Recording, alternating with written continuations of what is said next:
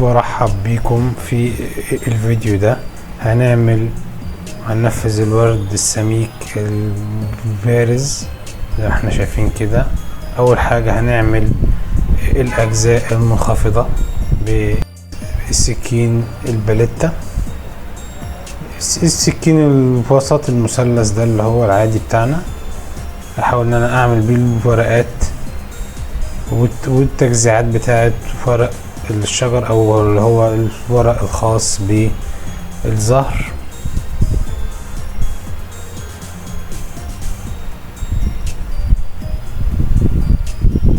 زي ما احنا كده شايفين قصادنا في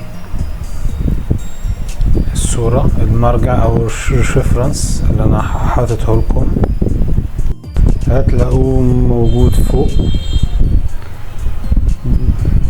دلوقتي احنا بنعمل اهو الورق والتجزيع بتاعت، أو لو احنا هنستخدم ايدينا اليمين نبدأ بالاجزاء اللي على ايدينا الشمال وهكذا، يعني عشان يبقى الموضوع اسهل لينا. طبعا معلش هنا الكاميرا عشان كان في لايف، كنت طالع لايف، فطبعا الكاميرا مقلوبة، فانا بستخدم ايدي اليمين يعني، فهي معلش. هو الجزء ده هنلاقي ان انا يعني الظاهر في الكاميرا ان دي ايدي الشمال.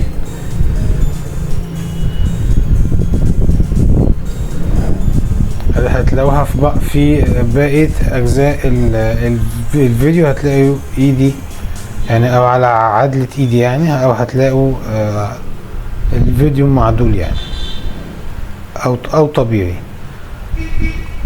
بناخد طبعا الورق كده والتجزيعات زي ما احنا شايفين. طبعا انا مرضيش اطول قوي في الجزء ده عشان نخش بقى على الجزء التاني، وهو بقى ان احنا نعمل الورد البارز. حضرنا طبعا كيس القمع بتاعنا، طريقة التحضير برضو بتاعته في الكورس والشغل بيه، وهتلاقوا برضو هنا في الفيديو هتلاقوني هنا برضو بحضر فيه، مصور يعني تحضيره يعني. طبعا انا عملت قط او قصيت الفوهة او الطرف بتاع الكيس بحيث ان انا اطلع جزء معجون سميك كده، عشان انا لسه هسيحه بالمية او هنعمه كده اهو. زي ما احنا شايفين جبت الفرشة مبلولة بالمية طبعا علشان اسيح اجزاء من المعجون اللي انا حاطه، بحيث ان انا اعمل بقى تجزيعات الورد زي ما انتم شايفين كده في الفيديو. والريفرنس بتاعنا هو اللي هو فوق. بحاول كده اعمل بقى اجزاء الوردة او اخليها زي كأنها ايه يعني. الميزة بتبقى انه طرف الوردة او الورقة بتبقى عالية، بروح بعد كده انزل بيها بحيث ان هي ايه بتتدرج كده معايا وتدينا شكل الورقة الطبيعية بتفاصيلها يعني. اهو انا دلوقتي اهو برضو ده جزء برضو من ان انا لما كنت املي الكيس، طبعا عشان الكمية كبيرة فبيتملي بسرعة او يعني بيخلص بسرعة زي ما احنا شايفين كده. بسيح الجزء، وطبعا المية يعني كعنصر طبعا بيساعد طبعا ان هو المعجون بقى ان انا اطوعه او ان انا اتحكم فيه يعني. شأنه مثلا اللي هو الصلصال يعني، لما المية طبعا هي بتبقى عامل مساعد ان هي ايه تسيح المادة يعني. دلوقتي اهو طبعا انا كنت في جزء في اللايف، خلصت الجزء ده. طبعا ده جزء تاني. بحاول اجزاء تبقى سريعة شوية واجزاء تانية تبقى اسرع. عملت الكيس قفلته طبعا وابتديت ان انا طبعا في جزء طبعا دوت وردة ناحية الشمال، حاولت ان انا اخلصها الاول من الجزء ده. هنلاقي ان انا ايه خلاص بقى الفيديو يعني بقى معدول. طبعا هخلص الوردة دي الاول علشان الجزء بقى اللي في وشها او اللي قصادها اللي هي الوردة الضخمة دي اللي انا بعملها دي.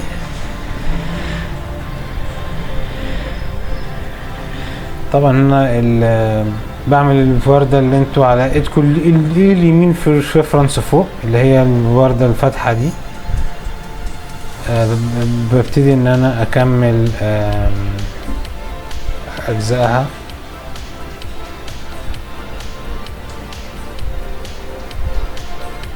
طبعا انا لو انتوا تلاحظوا عملت الوردة عشان اقدر اعمل بقى فوقها الجزء او الورقة دي، ما ارجعش بقى تاني اعمل في الوردة المسطحة او اللي بسكينة الباليتا دي وابتدي اجي بقى على المعجون. عشان كده هي دي الفكرة لما بقول لكم هنشتغل على يعني هنبدأ نحاول بقدر الامكان نخلص الاجزاء اللي على لو احنا هنستخدم ايدنا اليمين نحاول نخلص الاجزاء اللي على ايدنا الشمال على عكس اتجاهاتنا يعني. طبعا الفرشة بتساعدني حتى لو انا في بعض المعجون ما تعملوش الفليسنج الصحيح بطوعه او بقعد اسيحه انا في بعض. طبعا اهو بحاول ان انا اعمل معجون في النص وبعد كده اسيحه بالفرشة. بعمل بقى تجزيعات وتفاصيل الورقة بتاعة الوردة اهو. طبعا هنا الكيس خلاص بقى يعني هنا بيخلص، ف طبعا سيزل منه بشكل مش معدول يعني. بحاول بقى ايه بالفرشة ان انا ايه احاول اظبطه زي ما انتوا شايفين كده اهو، وباخد من الحتة العالية واروح انزل بيها على سطح الكانفاس بحيث ان انا ادي انسيابية وادي شكل او منظر طبيعي لورقة الوردة او الزهرة. نيجي بقى للمركز بتاع الزهرة، هرجع تاني للسكين الباليتا المثلثة الحجم الطبيعي بتاعنا، بروح عامل كده يعني زي المركز بتاع الوردة حسوه زيه كده ايه كأنك بتعمل اوراق الشجر كده جنب بعض يعني. بنعمل بقى المركز بقى اهو كأنها زهرة جوه زهرة يعني، بعمل لها تفاصيل. هبتدي بقى ان انا الون بقى بعد ما نشف خالص، عدى عليه مثلا يوم او يوم على الاقل يعني حسب الجو يعني. ببتدي بحضر اهو اللون بتاع. طبعا برضو لما اجي هلون برضو الاجزاء المنخفضة الاول يعني. فهلون هبتدي اخلص الورقات اللي هي بالاخضر، اخضر الزرعي بتاعنا. وادي ده كده حضرت الالوان بتاع البرتقالي الفاتح او البرتقالي المائل اللون الاحمر. هبتدي بقى ايه الون.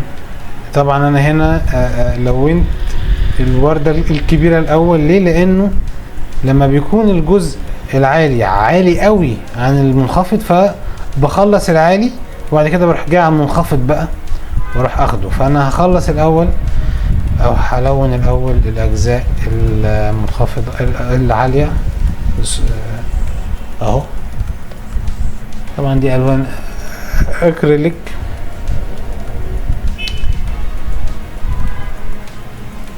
وطبعا انا بلون طبعا في لونين، اللون الاصلي اللي هو البرتقالي وبعد كده بحاول ان انا اعمل زي تعتيق اللي هو بفتح شويه، مش بمسح اللون، بروح مفتحه كده بالابيض زي ما انتم شايفين اهو على الاجزاء البارزه بحيث ان هي تظهر زي ما احنا شايفين كده. ولو احتاج ان انا الموضوع ان انا اسيح شويه بحيث ان هو يديني الشكل المطلوب يعني.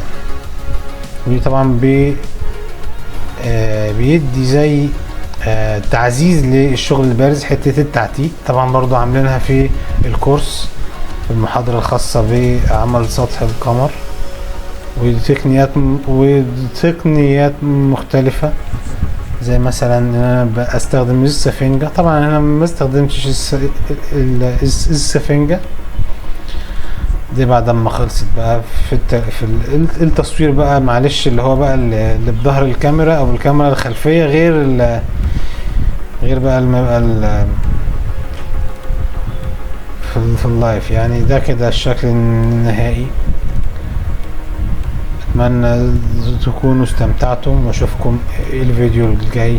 مع السلامة.